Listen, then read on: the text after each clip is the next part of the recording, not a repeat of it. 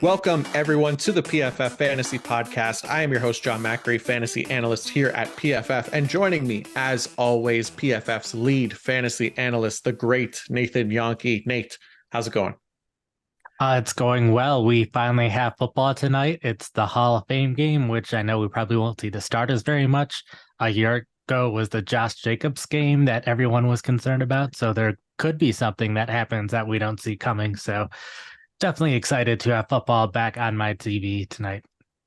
Yeah, it's still exciting. It's, we're kind of craved for NFL football at this point, so we'll kind of take whatever they can give us, even if it's not the starters. Hopefully, we do find something that is kind of fantasy useful out of that game. But I'm excited nonetheless. I mean, today is the day that we get football back with that illustrious Hall of Fame game between the Cleveland Browns and the New York Jets. So we'll be discussing today some fantasy relevant news out of training camp and some of our key rankings updates as we get closer to the season. I'm pretty excited. I know anyone listening to this podcast has to be pretty excited to be getting football back, and of course fantasy football as well. So this next month or so should be really fun leading up to the start of the season. We have a lot of good content planned that I think the people will enjoy. And actually, speaking of which, we've got a couple good things, interesting things going on right now over on PFF.com, which is just in time for fantasy season. And that one of them is our PFF Fantasy Mock Draft Simulator. So you can actually do a fantasy football mock draft using this brand new PFF Fantasy Mock Draft Simulator. All you have to do, head over to PFF.com. You'll see the red banner at the top of the site. You can't miss it. That'll tell you where to click. You can then choose your scoring settings, lineup requirements, draft strategy even. You could even sync your league. Really great. It'll utilize the PFF rankings as well. And with the draft assist option, you'll even get analysis on each pick to help you kind of optimize your draft choices. Thing is super helpful. It's free, a lot of fun. I know I could spend hours just kind of drafting over and over again from different spots. So definitely go give that a whirl on PFF.com. Nate, did you give it a spin yet? Yes, I've been giving it several spins since I've been helping work on this behind the scenes for the past couple of months. We've also had Timo, who was a big part of our NFL draft mock draft simulator.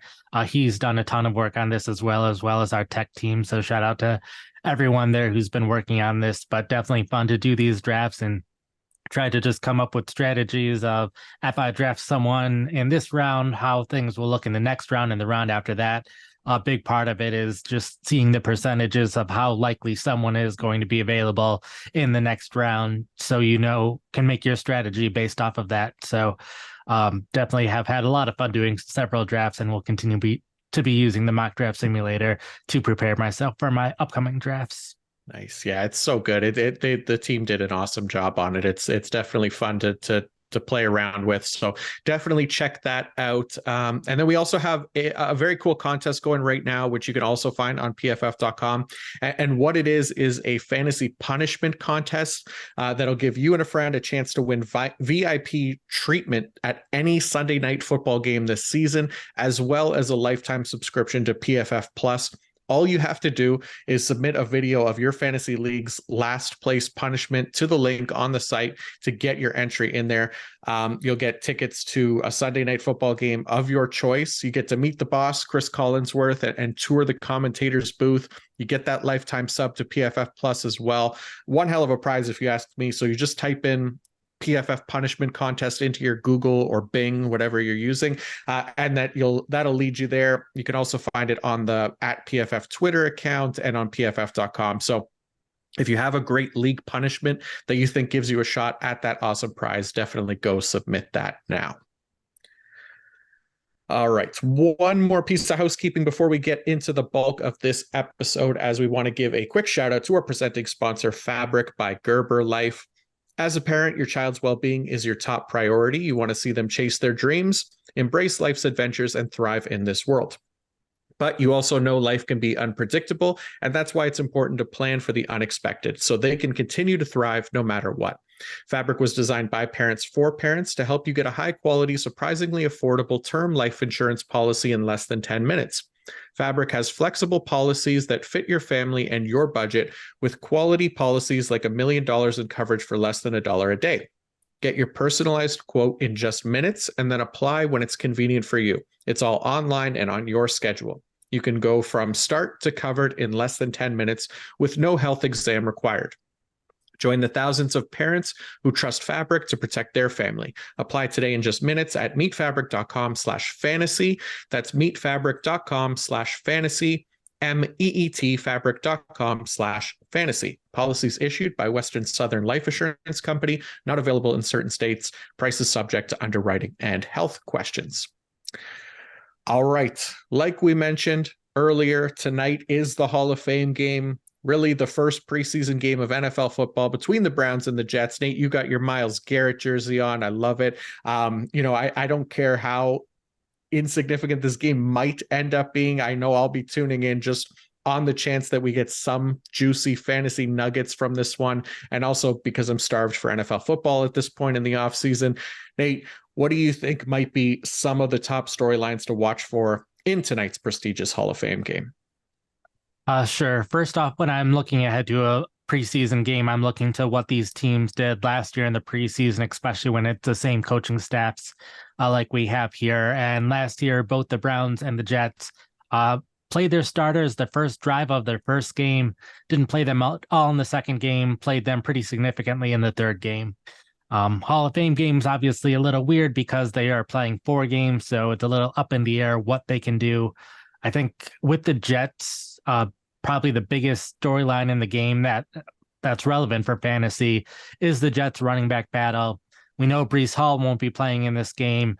There's been all these rumors about Dalvin Cook, but he's not on the team. The latest is they're a little bit in disagreement of what Cook's role on the team would be. I'm guessing Cook wants to play significant playing time like he has in the past, where the Jets should be pretty happy with Breece Hall when he's healthy.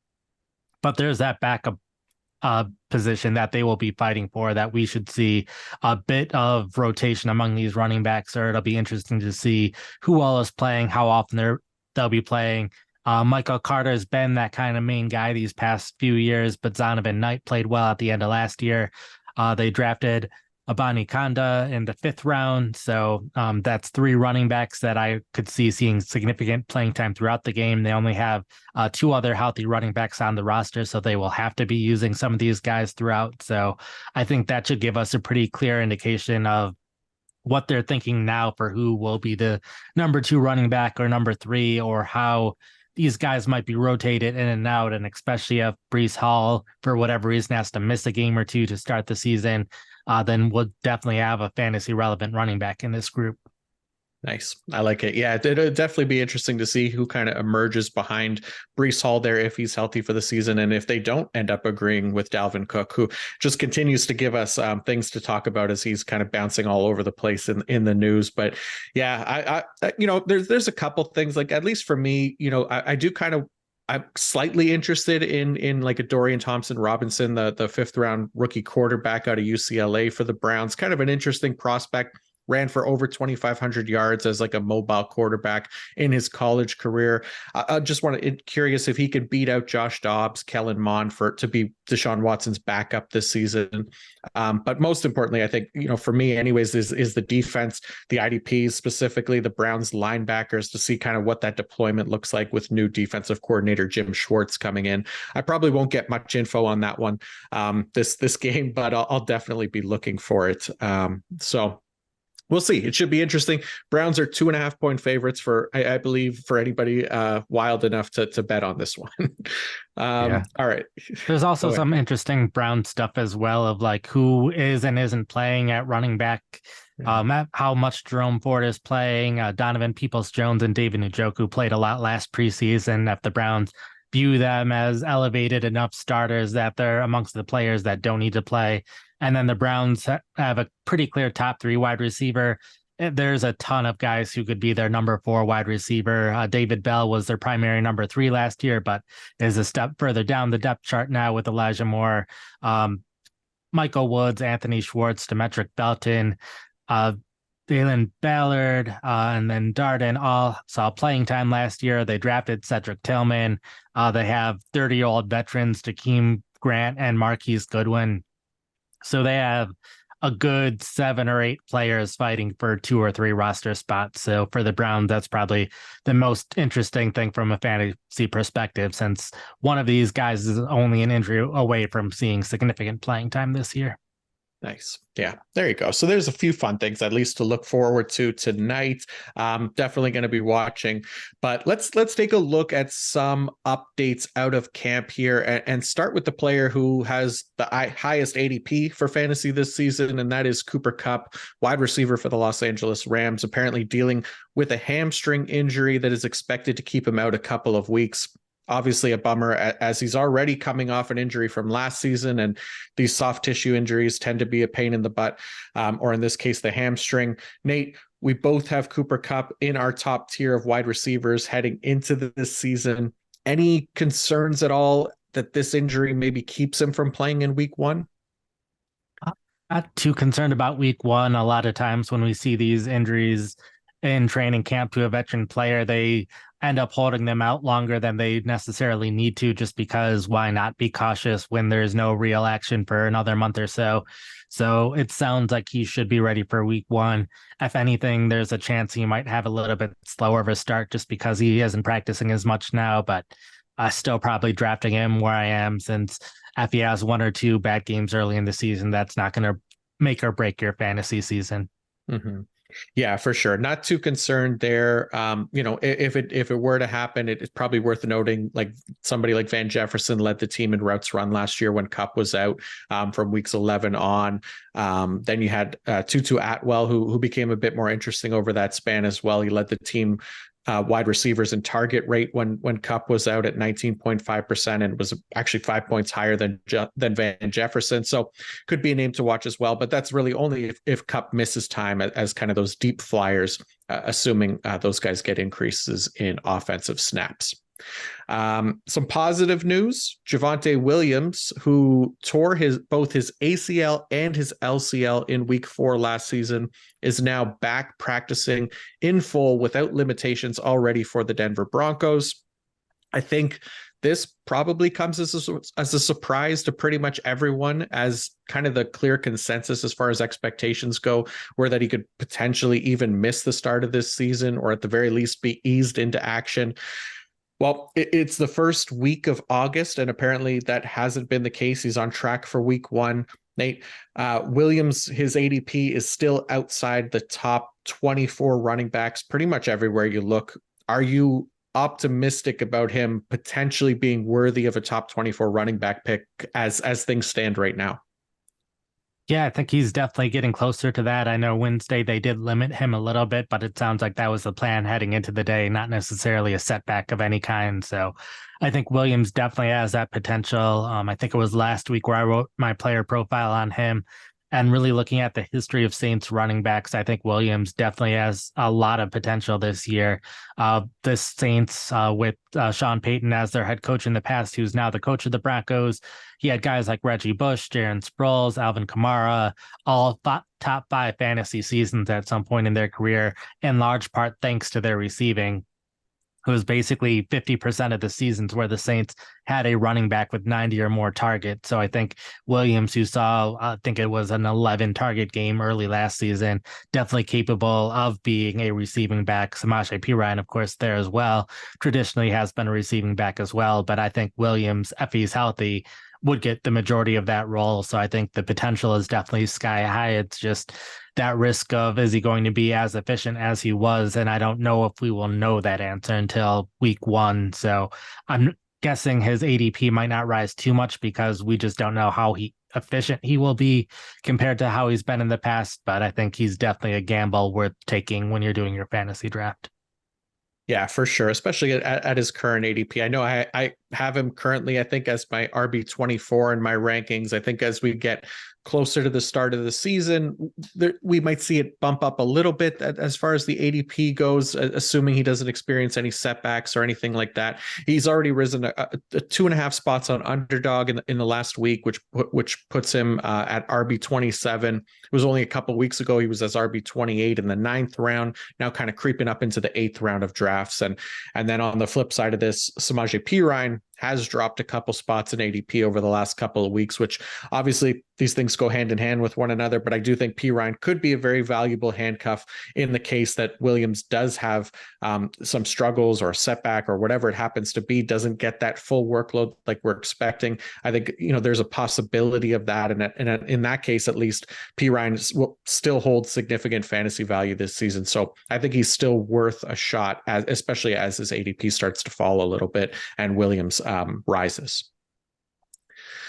All right, let's go into some of our rankings updates here. Nate, I know you posted updated ranks across the board all over the website these last couple of weeks. I've updated a lot of my rankings and tiers as well. They're all up there now. So let's start at the quarterback position. You have a new QB1 in Jalen Hurts. I know it was earlier in the offseason. It was Josh Allen, but you've looked to kind of completely kind of reshuffle your top tier of fantasy quarterbacks here. What has you more bullish on Hurts over Mahomes or Josh Allen this year?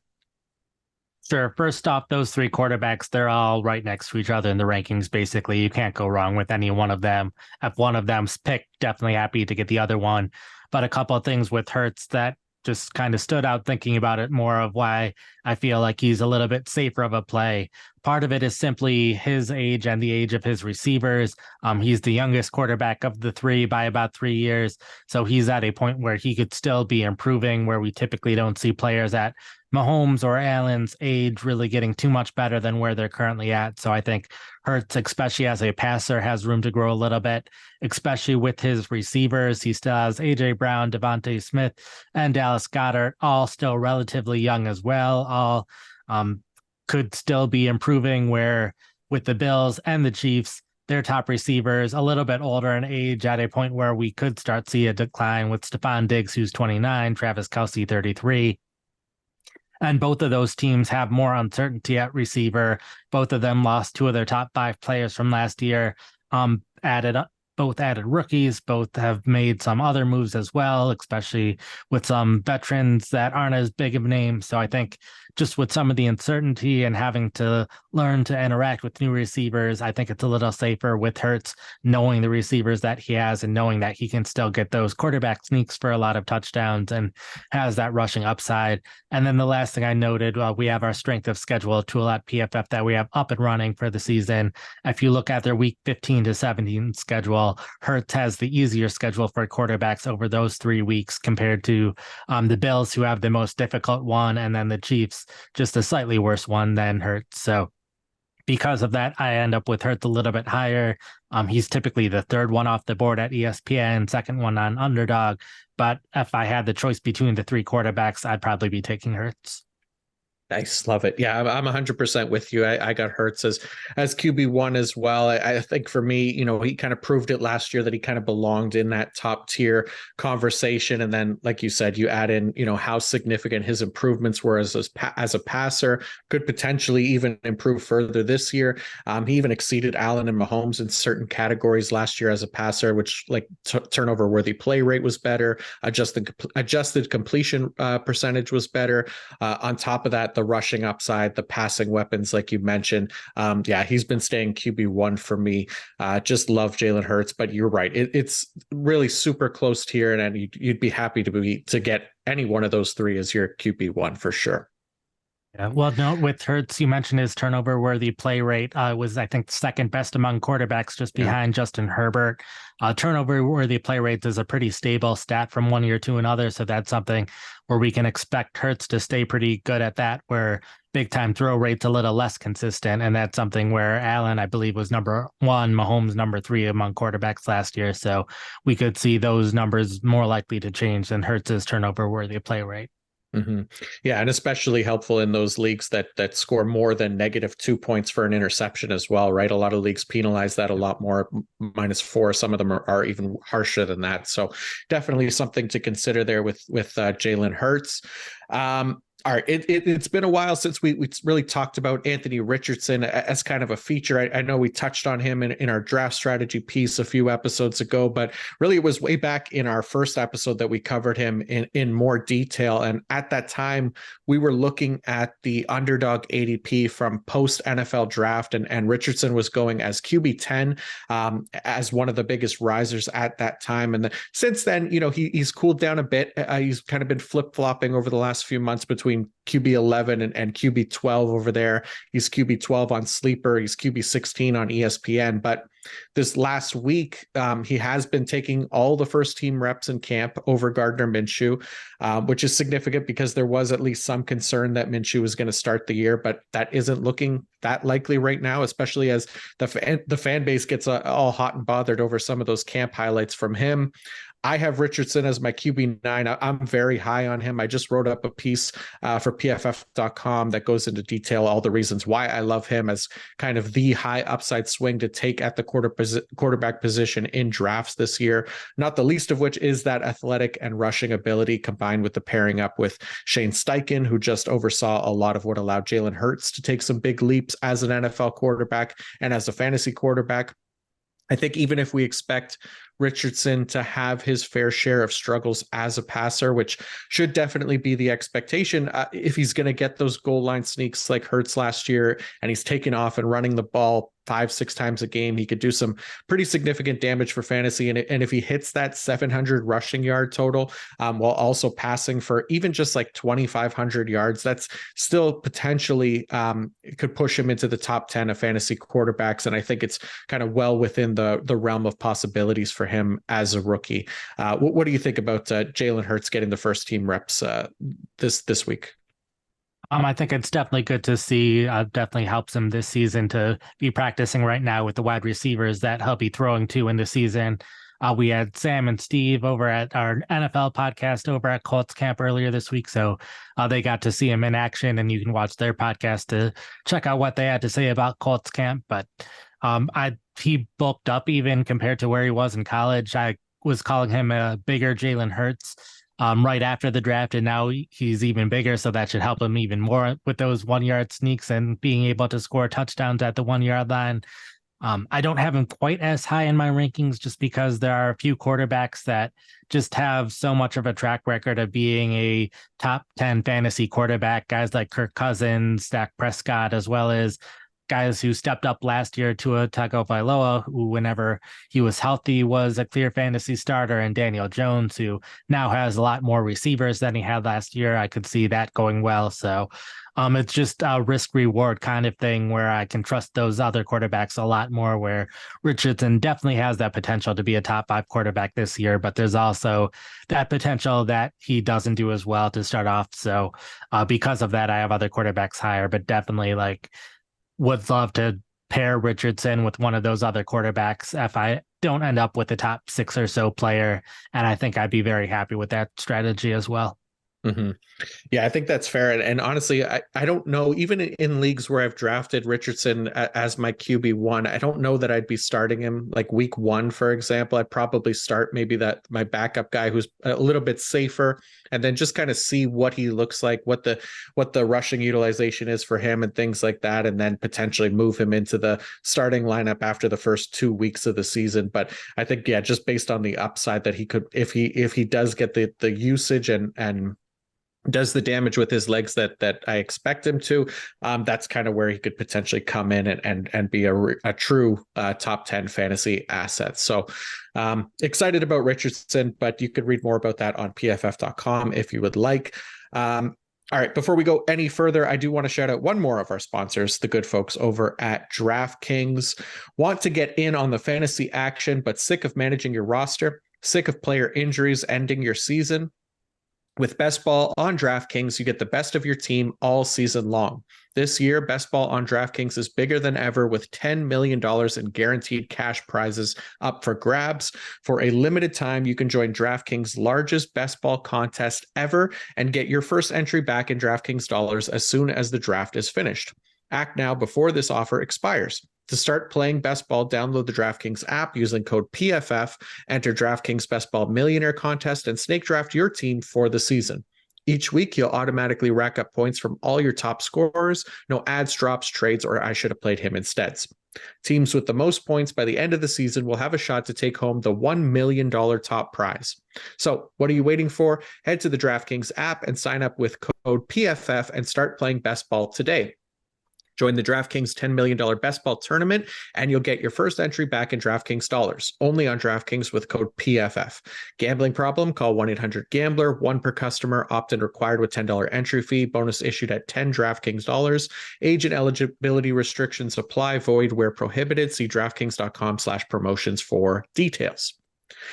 All right, let's go over to some more news out of camp. We touched on this a little bit last episode, but there's also been an added name to the injury list here for the Broncos wide receivers.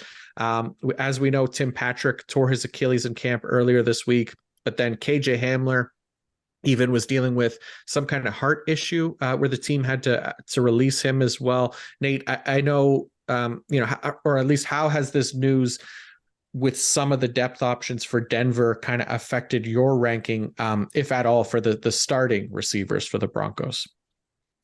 It's been a pretty significant change for me just because I was worried about a heavy wide receiver rotation with how many players they had in Denver and with how much Sean Payton in the past has liked to rotate their wide receivers. But I think now that there's fewer players for competition, this especially helps Jerry Jeudy.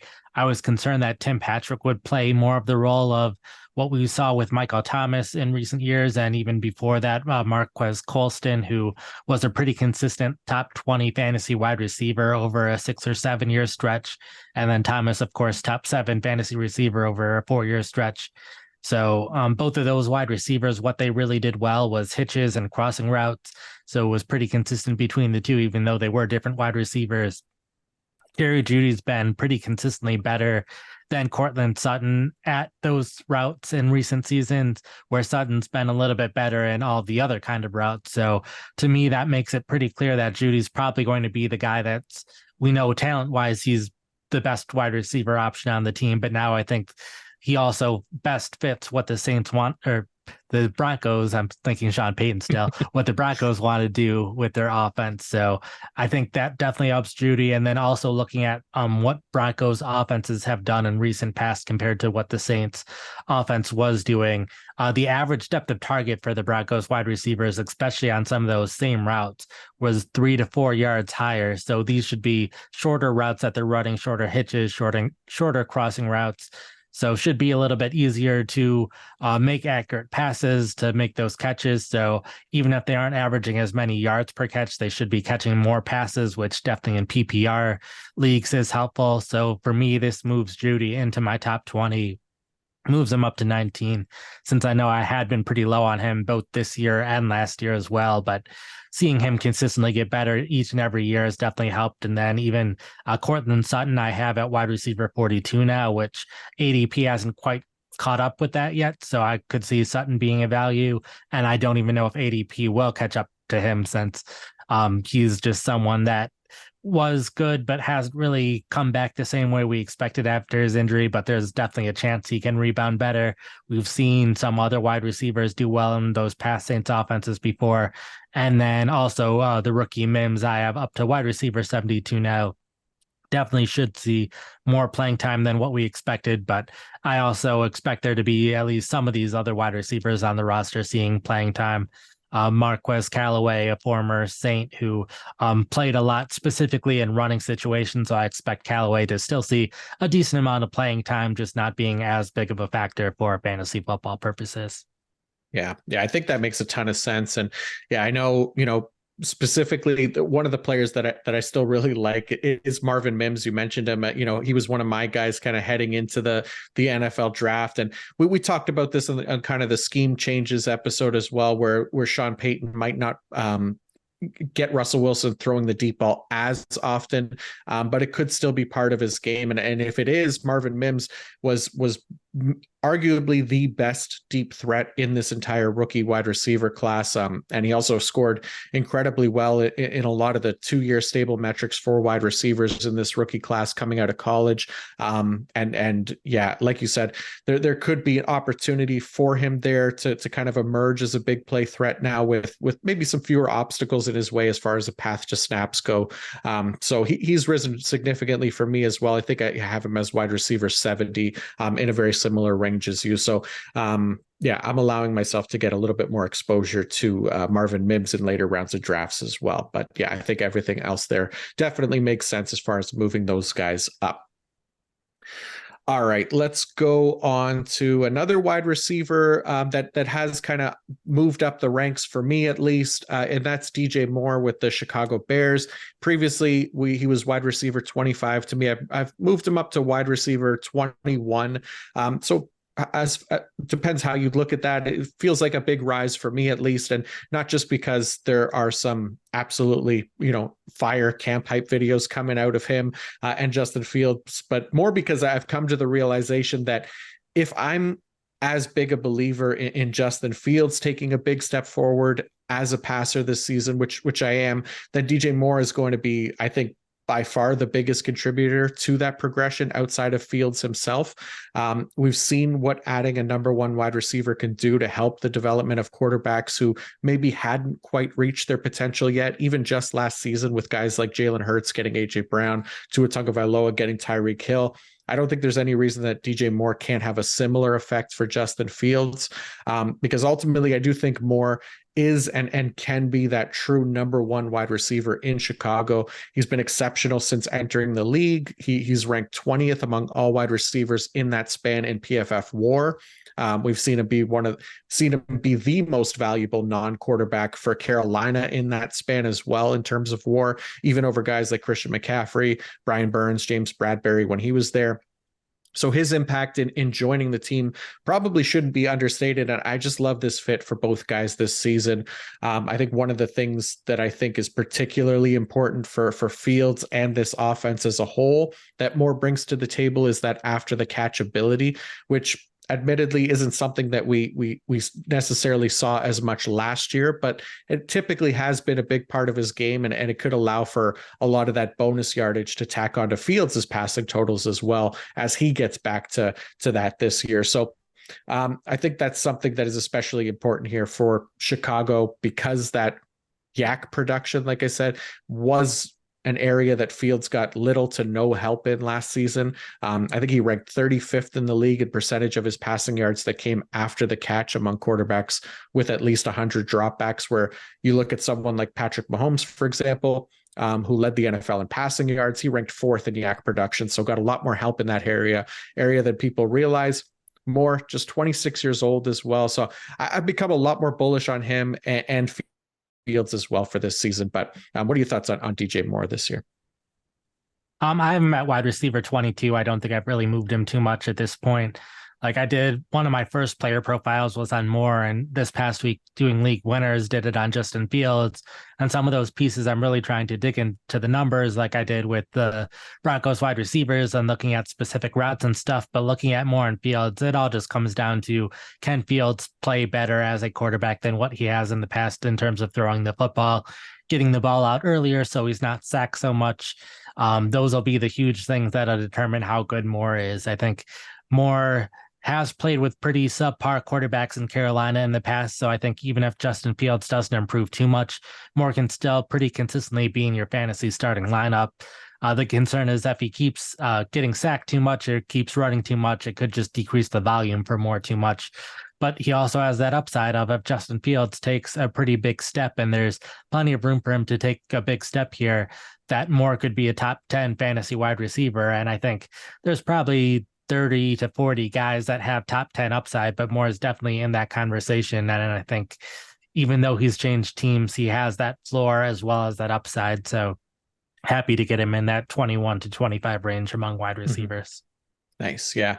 Yeah. I definitely think Justin Fields can take a step forward this season. I know last year, as far as passing grade and things like that goes, it was a step back from his rookie year, but I don't think we should hold it against him too much. I know it's important, to kind of keep in mind that NFL player progression isn't necessarily this linear thing that they just continually get better each year, right? We do see kind of those ups and downs, and there's definitely a potential there for him to take that big step forward this year with another year under that coaching staff and bringing DJ Moore in among other things, like you said. So pretty excited about them. But things that I'm less excited about are running backs that are holding out or holding in, however you want to put it.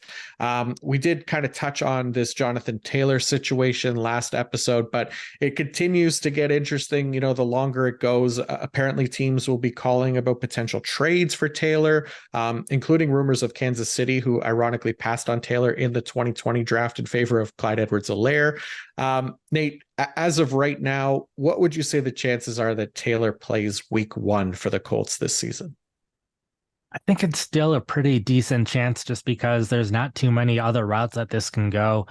I think after Le'Veon Bell sat out the entire season, and that didn't really go well for Bell, and then with the CBA basically discouraging holdouts so much, that if Taylor does sit out to prove a point or any of these other running backs, it just loses him money and probably doesn't grant him all that much more leverage. So I don't see sitting out week 1 being a huge thing. Like, I could very well see him sitting out the rest of training camp and right up until week 1. But I think the only main other thing is if he gets traded, and I know we've seen the running back market be pretty terrible for running backs to this point, with all the guys on the franchise tag not getting long-term deals, guys like Austin Eckler wanting a new deal, and no one really looking to trade for him. But I think with Taylor at his age, I think the age factor is probably the biggest thing, where we can probably expect at least a couple more great years out of Taylor compared to some of these other running backs who might only have 1 or 2 more great years left in them. So I think that at least gives Taylor a chance to be traded. And like a lot of these situations, it's a specific team choosing not to do a long-term deal. All it takes is one team who does value Taylor more than everyone else to be willing to trade for him, and that being possible. So I could see a trade potentially happening. You mentioned Kansas City. I know Chicago has been a decent option that he could also go to. I know Chicago has a bunch of other running backs, but Taylor would be definitely better than all of the other options they have. I think there are probably a couple other teams where we think of them as having a number of good running back options, but all of a sudden you have Jonathan Taylor on the team, and then those options don't matter as much anymore. Like Philadelphia comes to mind as well as a team I think would be really fun for Taylor to be on, just because the offenses that he was playing for with Philadelphia are decently similar, how great Philadelphia's offensive line is. And even though they added running backs, they really didn't invest all that much in those running backs. So adding a guy like Taylor definitely would change things for Philadelphia. So I definitely put Taylor's chances above 50%, but I would put his chances of getting traded being a bit higher than him just choosing not to play anywhere week 1. So I've moved him down my rankings a little bit, just because any team that he gets traded to could lead to less playing time or could lead to less efficiency, since I am decently excited for the Colts offensive line returning this year. But I know I've moved Tony Pollard ahead of him at this point. I believe I moved Nick Chubb above him as well. So he's still in that second tier of running backs where I don't expect him to be elite, but still he's one of the better running backs in the league when he is playing. Mm-hmm.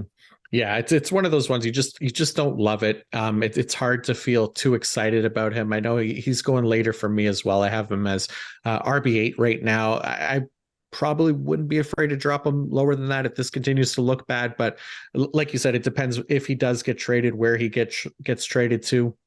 Or if the team just decides that they will give him, a 1-year contract with maybe some more guarantees or incentives or something like that. Irsay at least, has shown that he does have a wallet and a heart when it comes to orcas, at least, as he's expected to spend like $20 million to transport an orca across the country. But it remains to be seen if the star running back will receive the same sort of love and a financial attention this offseason. So for now, at least, Taylor should probably be approached with caution in fantasy fantasy drafts, looking at some of his ADP changes on Underdog specifically, he has fallen 3.5 spots in ADP to RB7. I'd say most drafters are probably taking this into account and are a little bit concerned for sure. All right, let's go to another one that we don't know for sure if there will be a holdout into week one, but definitely possible. That's Josh Jacobs of the Las Vegas Raiders. He's actually moved the least as far as ADP goes. So the market seems maybe to be more optimistic about him, I think. However, still holding in or holding out. And then you got Zamir White getting the bulk of the first team carries right now. I know Amir Abdullah is getting a lot of the receiving snaps, it seems, which I think is important to note, especially as we get closer to the start of the season, and we'll see how that plays out in the preseason. But it all depends on if Josh Jacobs is going to play week one. So kind of the same question, Nate, how confident are you about Josh Jacobs playing in week one at this point? And or who are you more confident in playing at least for week one, Josh Jacobs or Jonathan Taylor?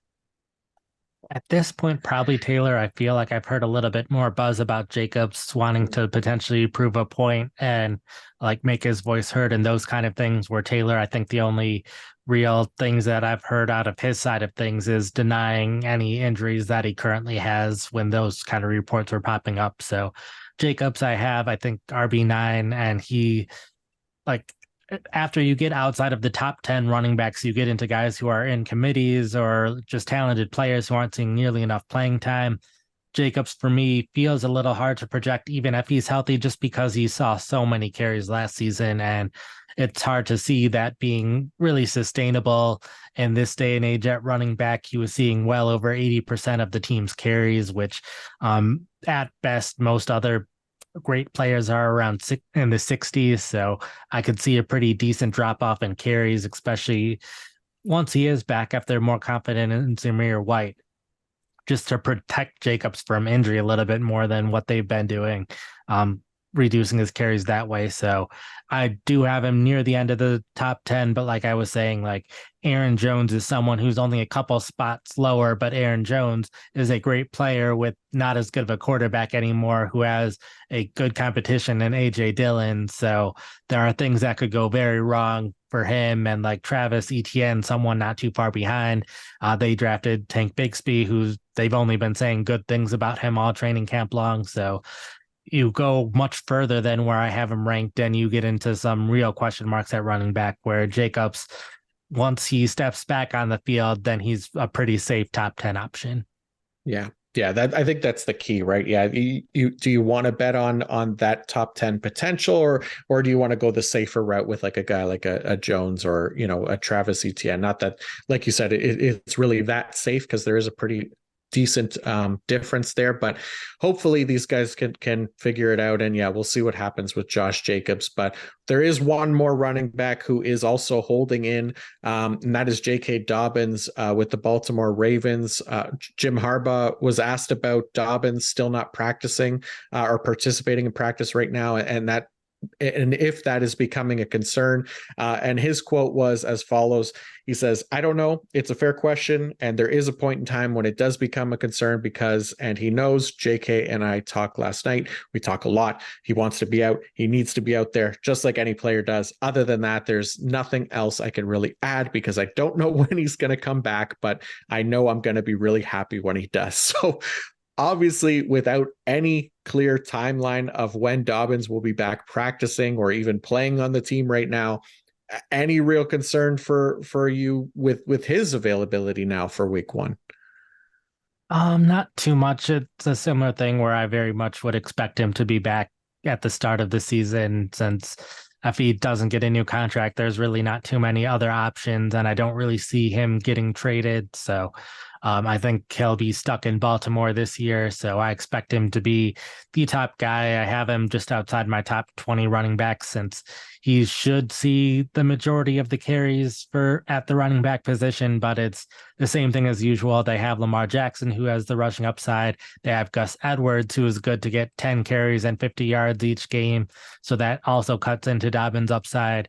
And now they're expected to pass the ball even more, and they've never really passed the ball to running backs all that much. So I think the upside is just limited for Dobbins, even when he is back. So he's someone you can put in your fantasy starting lineup. I just don't see the upside being all that high for him this year, even when he is out of his holdout slash being on the PUP list because he is injured, even though he will probably be healthy if he becomes happy with his contract. Mm-hmm.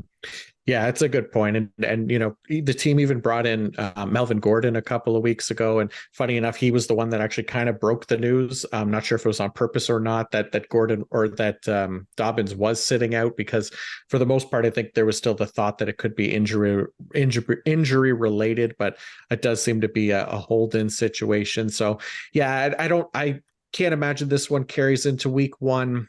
If it does, I think Gus Edwards is more interesting as far as backups go over Melvin Gordon specifically. Maybe see some more usage from Justice Hill out of like 11 personnel, which we saw a bit last year, and maybe he absorbs some of those snaps vacated by Kenyon Drake. So to me, he's an interesting deep flyer in PPR leagues, especially Justice Hill, that is. But outside of that, these are, again, really deep flyers because it's not ideal situations like you laid out. So we'll see if Dobbins again holds out into the regular season. I don't know if he will. I don't think he will, but we'll see. He has at least fallen a fair bit in ADP, about 4 spots on underdog for RB19 right now. Yeah, I would say if he does sit out week one, I would be comfortable taking an eye on Gus Edwards just because I would expect Gordon to be that passing down back. So anytime we've had just one of those Baltimore running backs healthy, it's been pretty interesting. It's just been difficult when both of them are around. So if it's just Edwards, I would be decently interested in that. Nice. All right, let's quickly throw in some tight end talk here so these guys don't feel left out. But both top drafted rookie tight ends, Dalton Kincaid of the Buffalo Bills and Sam Laporta of the Detroit Lions, have been making waves with their own camp hype and videos this past week or so. I've moved them up a bit in my rankings, not necessarily because of camp hype, but a little bit because of camp hype. Dalton Kincaid is apparently getting all kinds of looks from Josh Allen. He's been used a lot more like a wide receiver so far, which I think a lot of was what we expected. And then Sam Laporta also appears locked into the first team offense in Detroit, and he's been impressive by all reports.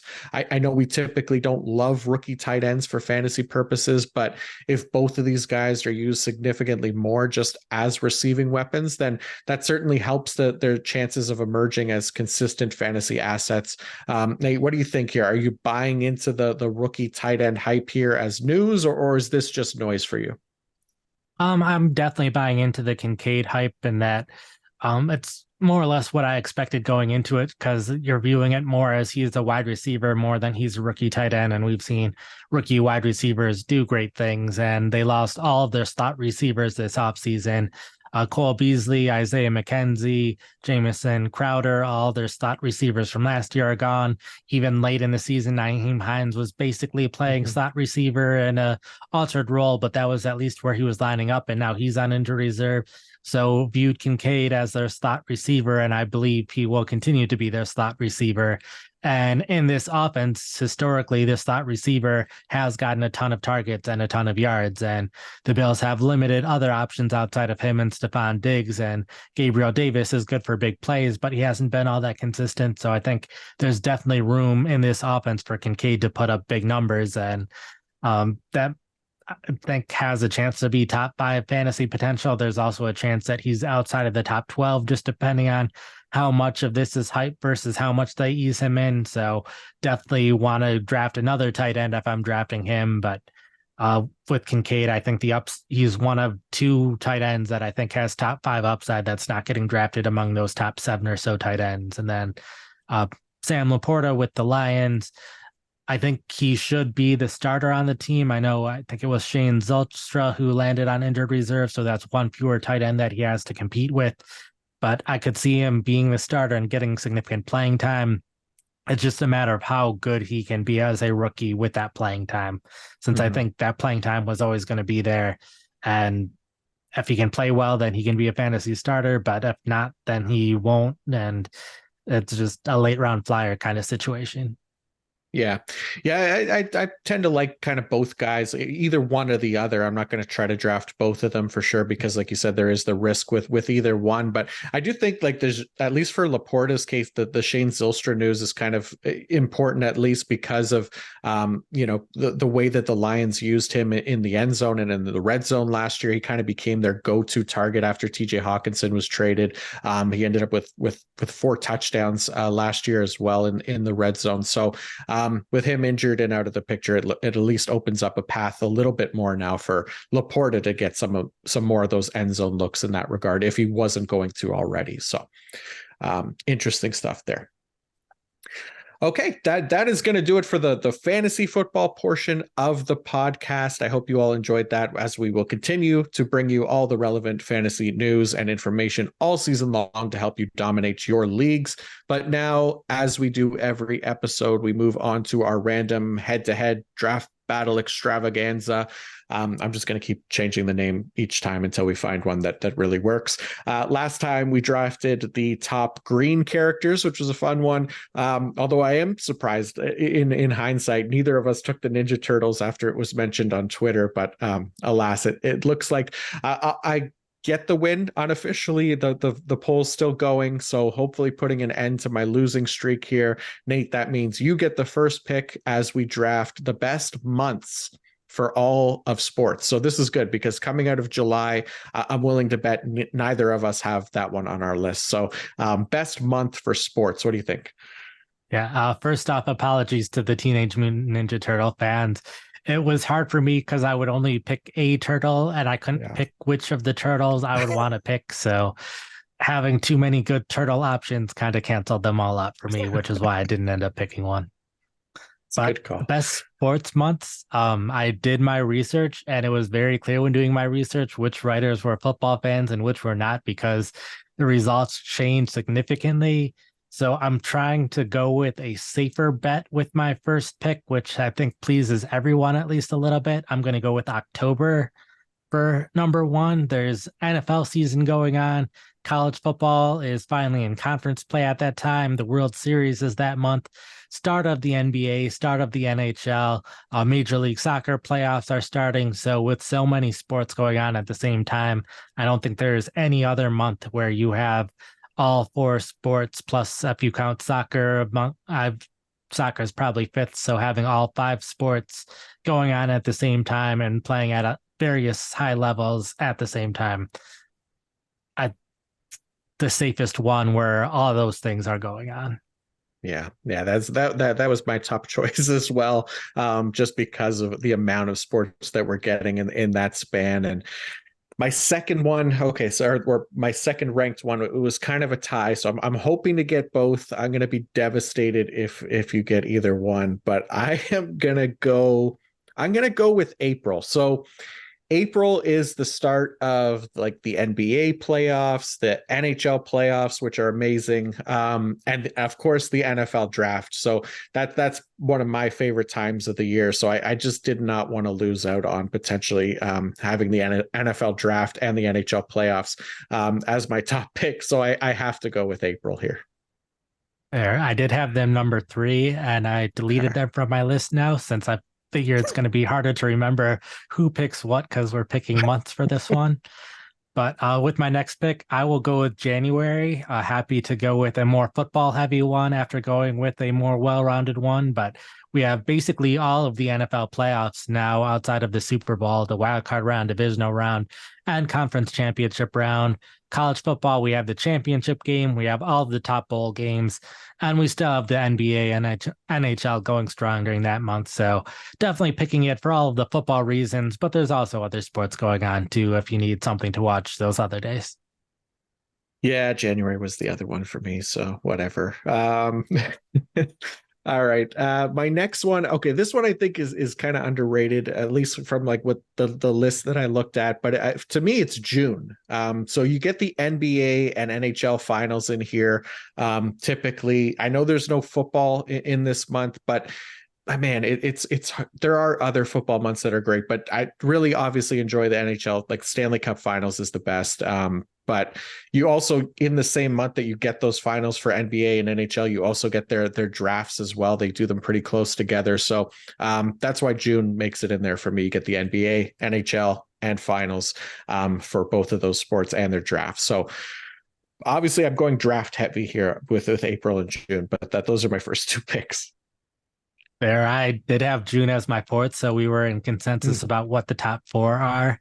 We'll see if we're in consensus about the top five because I'm going March as my next pick. March Madness obviously happening in March, so it has a name after it. So I think that definitely helps. But we also have NFL free agency, which is always fun.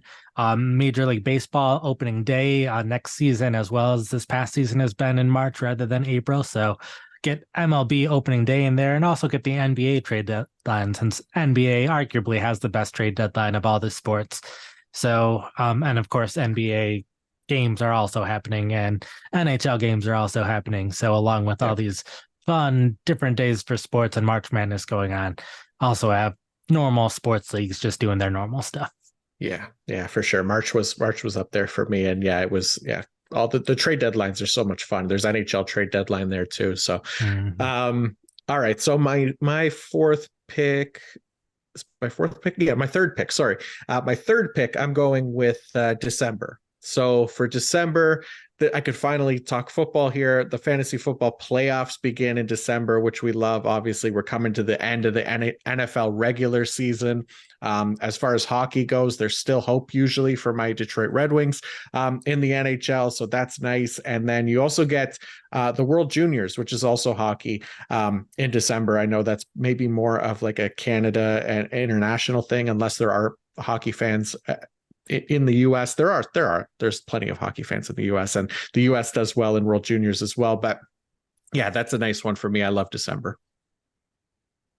There, I had them coming up shortly on my list. I will pivot a little bit and I tried not to get a bunch of months that were all close together, but I'm going to go with a bunch of months that are close together. I'm going February next. I have all the NFL playoffs. I might as well get the Super Bowl to go along with it. NBA All-Star games also that month. I'm mostly picking it for the Super Bowl, but if I can have January, February, and March, as well as October, so getting all these fall and winter months, you took December away from that streak, but I'll have most of the other months that go on around then. Nice. Yeah, good call. That was next for me as well. Okay, so I think the last one or what fourth one for me, I'm going to go November. You got everything pretty much going except for baseball, which is fine with me to be honest. But you get NFL, NHL, and NBA all going right now in November. That is, and it's kind of like a great time to, I think, for fantasy purposes, to kind of bring it back there a little bit. It's a great time to kind of start to separate yourself from the rest of your league and take advantage of some of those other fantasy managers who might start losing interest or can't keep up for the entire season. So I always enjoy November. It's a nice little sweet spot there of sports. So I'll put that in there. There, then we get to my last pick, and I'm going with September, which, if I'm keeping track of everything in my head correctly, that's the last month that we have NFL football that regular season football that hasn't been drafted at this point. So that is the main reason that November is there. But we also have near the end of the MLB season, so that also goes along with it, leading up to the NBA and NHL season, which isn't all that much. So not a ton going on in September, but it's at least not any of the last 3 months that we've left on the table. Yeah, the last 3 months all kind of suck, let's be honest. But there is one that is less sucky than the rest, and that is the month we're currently in. So August, where we get preseason football, we get training camp, we're doing fantasy drafts, we get hard knocks, and it's kind of a time of optimism, right? So I'm hoping to kind of take advantage of maybe the people that are in August right now. They're feeling good and optimistic that they like this time of the year. Hopefully that will win me some votes here because yeah, August, not the greatest sports month. There's no doubt about that. So yeah, you got October, January, March, February, and September. And then I got April, June, December, November, and August. This one's going to make people think, at least, because I'm not going to be able to lay out like the descriptions on the poll on Twitter. So people will have to think. So I have zero idea how this one is going to go. It should be interesting for sure. But that is going to do it for another episode of the PFF Fantasy Podcast. Thank you all very much for tuning in. We greatly appreciate it. Thank you as well, Nate, as always, for doing this with me. It is full on fantasy season. I'm pumped just seeing all the awesome fantasy content going up on the website this week as well. And everyone is ready to talk fantasy at this point. So Nate, what are some of the pieces you have up on the site this week to help people continue getting help with their fantasy season? This week, it's been a refresher on a lot of my dynasty content, more player profiles going up. Finished my series on league winners earlier this week. Also compiled my top 10 sleepers. Update to my top 350 PPR rankings. Draft strategy, aiming for a tight end draft strategy article to go up tomorrow. And then next week, we'll be starting over again with a lot of stuff, starting on breakout pieces, more draft strategy articles. More player profiles. Of course, tonight with the Hall of Fame game, I will have my recap going up, hopefully somewhere by halftime. I'm assuming nothing will be going on later in the second quarter that I'll be able to get it up by halftime. But maybe ideally they play their starters into the second quarter and I have to get it up even later. So, nice. And then, of course, next week, more recaps once we get more preseason games. But once you're done reading my recap, get back to the fantasy mock draft tool. You can do mock drafts while you're watching the third and fourth quarter of the game tonight in the background. Love it. Yeah, that's great. That's I'm looking forward to that for sure. For me, updated my draft strategy, offense, IDP for the 2023 season. So I think anyone interested in IDP will get good use out of that one, since it offers suggested scoring, lineup requirements, roster checkpoints through different parts of the draft, where to take IDPs among offensive players, all of that good stuff. I also mentioned I wrote up the fun little hype piece about why I love Anthony Richardson for this season. I have my round 6 to 10 potential league winners coming on Friday as well. And a bunch more next week too. So definitely stay tuned to the website for a bunch of that. And like Nate said, use the fantasy mock draft tool up on the website. Have fun with it. This is fantasy season. There's a lot you can do there. And a reminder, if you have a great league punishment, to send that into pff.com as well, and get potentially some Sunday Night Football tickets and hang out with the boss, Chris Collinsworth. I think that would be pretty cool. Be sure to subscribe to the PFF Fantasy YouTube channel as well. We continue to appreciate you guys doing that and supporting the show, as well as the PFF Fantasy Discord. You can find all of that stuff on the PFF Fantasy Twitter account as well, with links. So definitely check that out. And then next episode, we are going to be looking at some more fantasy draft strategies, which always a fun discussion. So looking forward to that. And until next time, peace out.